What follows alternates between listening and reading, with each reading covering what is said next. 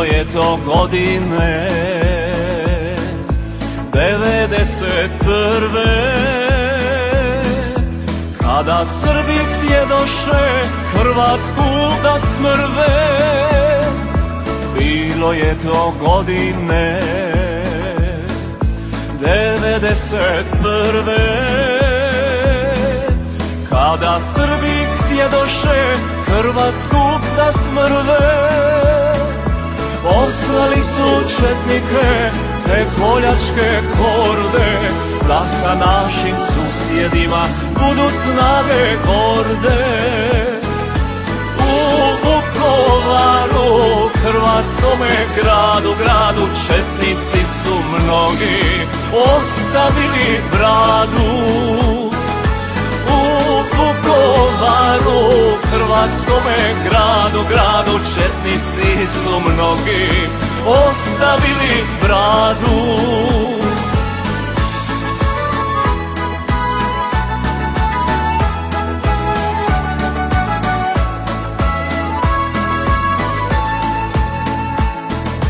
Podigla se armija, sila vrlo jaka, da se skrši otpor hrvatskih junaka. Podigla se armija, sila vrlo jaka, da se skrši otpor hrvatskih junaka. Vriljani MUP-ovci i narodna garda i Hrvati pravi branitelji grada. U Vukovaru, hrvatskome gradu, četnici su mnogi ostavili bradu.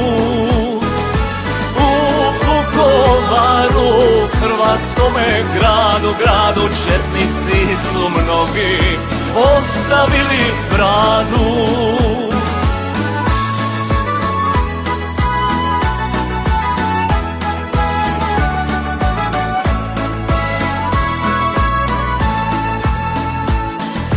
Gamadi je uspjelo Vukovar da sruši,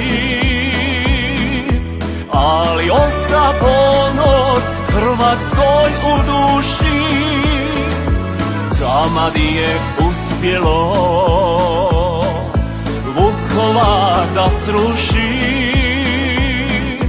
ali osta ponos Hrvatskoj u duši.